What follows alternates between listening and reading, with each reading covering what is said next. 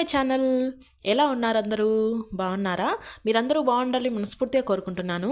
And ఈ వీడియోలో వచ్చేసి ఇక్కడ ప్రజెంట్ మీకు చూపిస్తుంది వచ్చేసి ఇడ్లీ బ్యాటర్ అండి. సో మనం 1 డే ముందే నానబెట్టేసుకుంటాం కదా.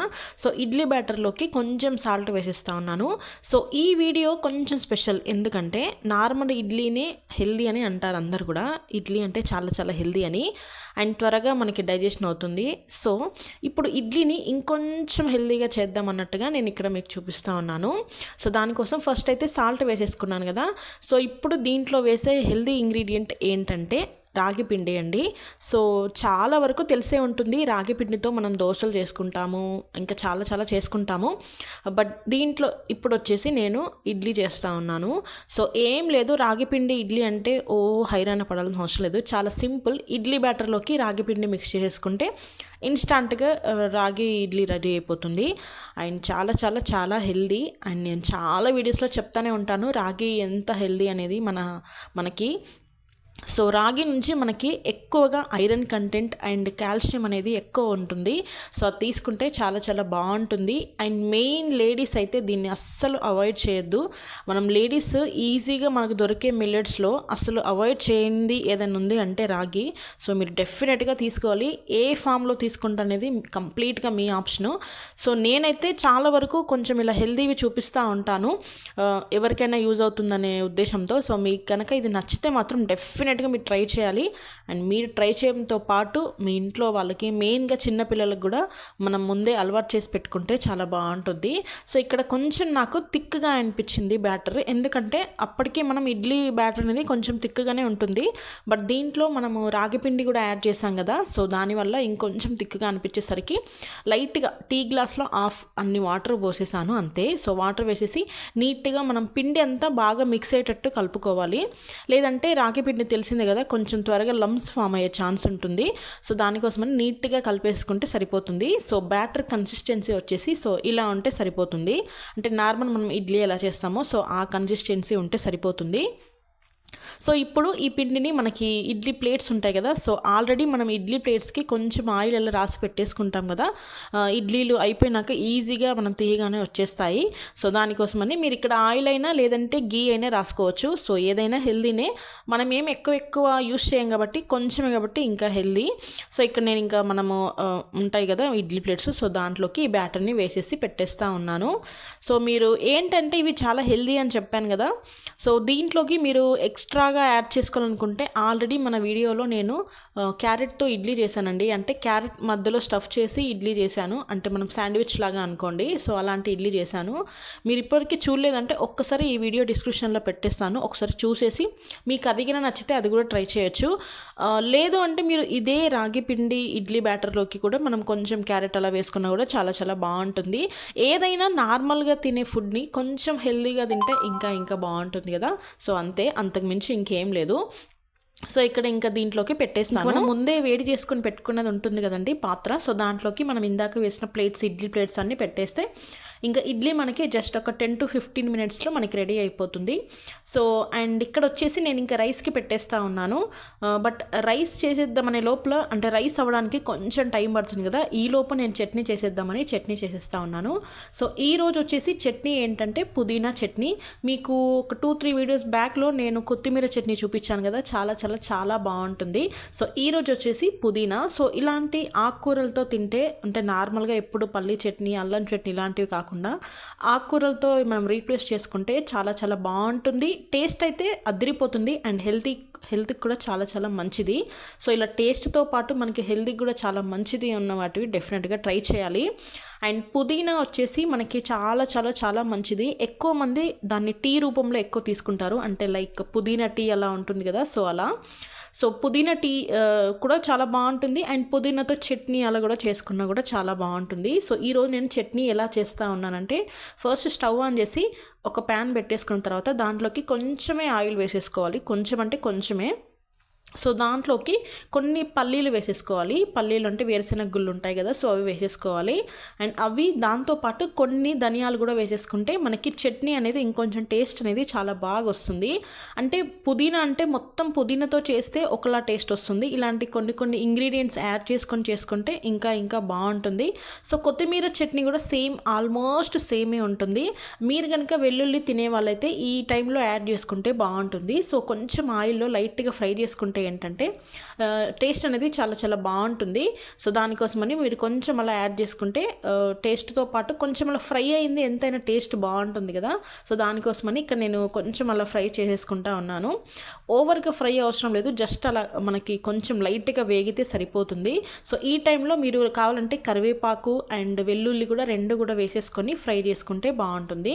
సో ఇవి ఫ్రై అయ్యేలోపు ఏంటంటే మనకి పుదీనా నుంచి ఎంత మంచి హెల్త్ బెనిఫిట్స్ ఉన్నాయో ఇక్కడ చెప్తాను వినండి. సో మనకి పుదీనాలో విటమిన్ ఏ అనేది పుష్కలంగా ఉంటుంది. సో అది మన హెల్త్కి చాలా చాలా మంచిది. అండ్ ఇంకొకటి, ఎక్కువ మంది పుదీనా టీ కొంచెం ప్రిఫర్ చేస్తూ ఉంటారు కదా బయటికి వెళ్ళినా కానీ, ఈవెన్ కొన్ని కొన్ని హోటల్స్లో అలా. సో ఇంట్లో కూడా చాలామంది చేసుకుంటారు, అది వేరే విషయం. సో అలా ఎందుకు అని అంటే దానివల్ల మనకు తీసుకుంటే కడుపు ఉబ్బరం అనేది ఎవరికైనా ఉంటుంది కదా, సమ్ గ్యాస్ట్రిక్ అలా ఉంటుంది కదా, సో అలాంటి వాళ్ళకి బెస్ట్ ఆప్షను. సో పుదీనాలో ఏంటంటే మనకి vitamin A and antioxidants ఉంటాయి. సో చాలా చాలా మంచిది.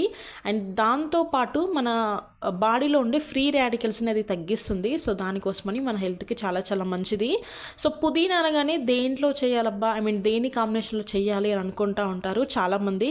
సో అలాంటి వాళ్ళకి బెస్ట్ ఆప్షన్ ఇది చట్నీ. సో మనం అది ఫుల్ఫిల్గా తీసుకున్నట్టుగా ఉంటుంది కదా మనం చట్నీ చేసుకునేసరికి. అండ్ ఇక్కడ క్వాంటిటీ అదేం చెప్పట్లేదు, మీకు ఎంత అంటే అంత తీసుకోవచ్చు. ఎందుకంటే ఇలా చిన్న చిన్న మనకి మంచి ఆకుకూరలు అంటే గ్రీన్ లీఫీ వెజిటేబుల్స్ చాలా చాలా మంచిది. వీలైనన్ని ఎక్కువ తీసుకుంటే కూడా చాలా మంచిది. సో కొత్తిమీర అయినా, కరివేపాకు అయినా, పుదీనా అయినా, లేకపోతే మనకి ఇంకా చాలా ఆకుకూరలు ఉన్నాయి కదా, మెంతి, పాలకూర, తోటకూర ఇలాంటివి చాలా ఉన్నాయి కదా. సో దీంట్లో ఏదైనా తీసుకున్నా చాలా చాలా మంచిది. సో ఇంకా అవి లైట్గా ఫ్రై చేసేసుకొని పక్కన పెట్టేసుకోవాలి. అంటే కొంచెం చల్లారితే మనం మిక్సీ పట్టేసుకోవచ్చు. సో సేమ్ అదే ప్యాన్లోకి ఇంకొంచెం నూనె యాడ్ చేసుకున్న తర్వాత ఇప్పుడు దాంట్లోకి మనం ఆల్రెడీ చిన్న చిన్న కట్ చేసి పెట్టుకున్నాన్ని వాటర్లో కడిగేసినాక ఈ ఆయిల్లో లైట్గా ఫ్రై చేయాలి. ఓవర్గా ఫ్రై చేయాల్సిన అస్సలు అవసరం లేదు. ఎందుకంటే ఏదైనా ఆకుకూరలు ఓవర్గా ఫ్రై చేయొద్దు. జస్ట్ అలా, ఇది చట్నీ కాబట్టి నేను ఫ్రై చేస్తూ ఉన్నాను. లేదు మనం వేరే ఫామ్లో ఇప్పుడు వేరే మెంతి కూర అయినా, తోటకూర అయినా మనము పప్పులో అయినా లేదంటే ఫ్రై అలా చేస్తాము. ఫ్రై అయితే ఓకే, ఖచ్చితంగా ఫ్రై చేయాలి. బట్ పప్పులోకి అయితే మీరు ఏం ఫ్రై చేయాల్సిన అవసరం లేదు. అండ్ ఇంకొకటి ఏంటంటే మనకి ఇలాంటి ఆకుకూరల్లో ఓవర్గా ఫ్రై చేస్తే ఏంటంటే దాంట్లో ఉండే విటమిన్స్ అన్ని, పోషకాలన్నీ ఫ్రైలోనే వెళ్ళిపోతాయి. సో జస్ట్ అలా 10 to 20% లైట్గా ఫ్రై చేస్తే సరిపోతుంది. సో దీంట్లోకి చట్నీలోకి కొంచెం కారం ఉండాలి కాబట్టి సో నేను కొంచెం మిర్చి వేశాను. సో మిర్చి కంప్లీట్గా మీ ఆప్షను, ఎండుమిర్చి వేసుకుంటారా పచ్చిమిర్చి వేసుకుంటారా అనేది. అండ్ ఇంకోటి ఏంటంటే మీ మిర్చిలో ఎంత కారం అనేది కూడా మీకు బాగా తెలుస్తుంది కదా ఎలా ఎంత ఉందని. సో దాన్ని బట్టి ఎన్ని వేసుకుంటారో మీ ఇష్టం. అండ్ దీంట్లోకి నేను కొంచెం ఒక మీడియం సైజులో ఉండే టమాటా ముక్కలు కట్ చేసినాక వేసుకుంటున్నాను. సో దీనివల్ల ఏంటంటే చట్నీ కొంచెం ఒదిగొస్తుంది అండ్ దాంతోపాటు మంచి టేస్ట్ కూడా ఉంటుంది. సో దానికోసమని ఇక్కడ టమాటా ముక్కలు వేసేసుకొని లైట్గా అలా ఫ్రై చేసుకుంటే సరిపోతుంది. ఓవర్గా ఫ్రై చేయాల్సిన అవసరం లేదు. ఎందుకంటే టమాటాలు జస్ట్ అలా ఉడికితే సరిపోతుంది. అంటే మనకి ఇలా స్పూన్తో ఇలా అంటే జస్ట్ అలా తుంచితే వచ్చేస్తుంది చూడండి, మంచిగా ఉడికితే సరిపోతుంది. సో దీనికోసమని ఇంకా దీని మీదకి నేను ఇంకా మూత పెట్టేసుకొని మనం అలా లైట్గా ఉడకనివ్వాలి అంతే. మనం ఏం ఫ్రై చేసేసుకోవట్లేదు ఓవర్గా, ఎందుకంటే పుదీనాలోంచి లైట్గా వాటర్ వస్తాయి అండ్ టమాటా వేసాం కదా. సో టమాటా నుంచి కూడా మనం అలా ఫ్రై చేస్తూ ఉంటే దాని నుంచి కొంచెం వాటర్ రిలీజ్ అవుతుంది కదా. సో ఆ వాటర్లోనే అవి రెండు కూడా బాగా ఉడికిపోతాయి. సో దాని నుంచి మనం మిక్సీ పట్టేసుకుంటే సరిపోతుంది అంతే. అండ్ ఈ పక్క వచ్చేసి ఇడ్లీ అయిపోయింది. సో దాని ప్లేస్లోకి ఇడ్లీ దింపేసి ఇంకా రైస్ పెట్టేశాను. సో బాక్స్కి అండ్ టిఫిన్కి రెండు అవ్వాలి కదా. అండ్ దట్ 2 బర్నర్ స్టవ్ మీద అంటే కొంచెం హడావిడిగానే ఉంటుంది. బట్ ఇంక ఇదే అలవాటు అయిపోయింది.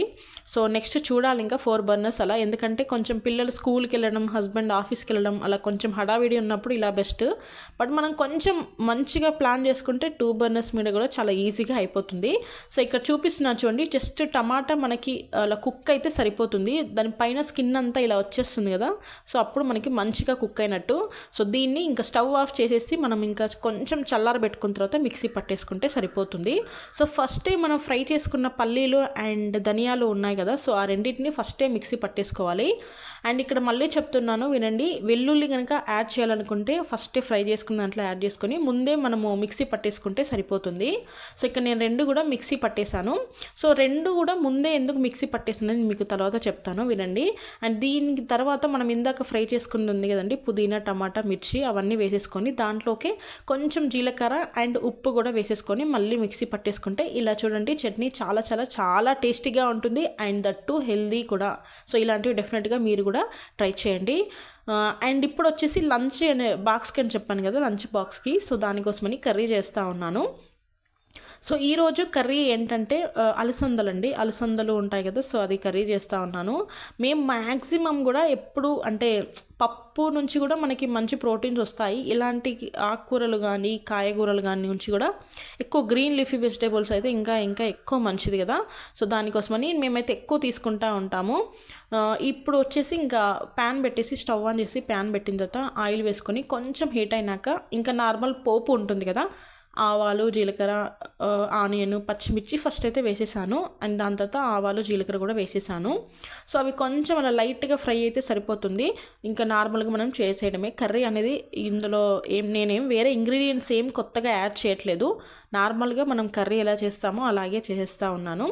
అండ్ ఇందాక చెప్పాను కదా, మనం ముందే పల్లీలు అండ్ ధనియాలు ఎందుకు ముందే మిక్సీ పట్టేసుకోవాలని ఎందుకు అంటా ఉన్నానంటే, సో అవి మనం అన్నిటితో పాటు ముందే మిక్సీ పట్టేస్తే ఏంటంటే ధనియాల్లో ఉండే అవి ధనియాలు ఉంటాయి కదా, అంటే ఫుల్ఫిల్గా అవి మిక్స్ అవ్వవు. సో దానికోసమని అవి ఫస్టే మిక్స్ చేసుకుంటే మనకి మెత్తగా అయిపోతుంది. లేదంటే ఎప్పుడైనా మీరు గమనించి చూడండి, నేనైతే ఎక్స్పీరియన్స్ చేసి నాక చెప్తా ఉన్నాను మీకు. మనం అన్నిటితో పాటు వేస్తే ఏంటంటే ధనియాలు అనేది సరిగ్గా మనకి మిక్స్ అవ్వవు, అంటే మెత్తగా అవ్వవు. సో దానికోసమని నేనైతే అలాగే చేస్తాను, ముందే మిక్సీ పట్టేస్తాను. సో ఇవేనండి అలసందలు అని చెప్పాను కదా, సో ఫ్రెష్గా ఉన్నాయి. సో నిన్ననే తీసుకొచ్చి పొద్దున్నే ఒలిచేసుకొని అప్పుడప్పుడే ఒలిచేసుకొని చేస్తే చాలా మంచి టేస్ట్ వస్తుంది. అండ్ ఇవన్నీ కూడా మనకి చాలా చాలా హెల్దీవి కదండి.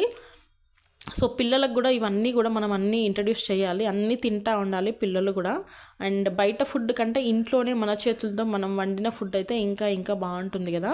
సో ఇక్కడ అలసంద కర్రీ చేసేస్తూ ఉన్నాను.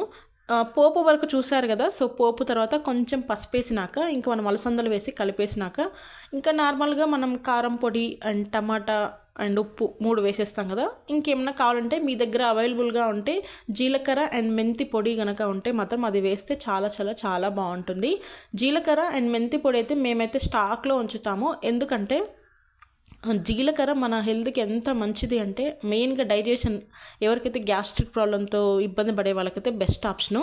అండ్ దాంతోపాటు మెంతులు అయితే ఇంకా ఆడవాళ్ళకి ఎంత ఎంత ఎంత మంచిదంటే అసలు దాని గురించి ఎంత చెప్పినా తక్కువే.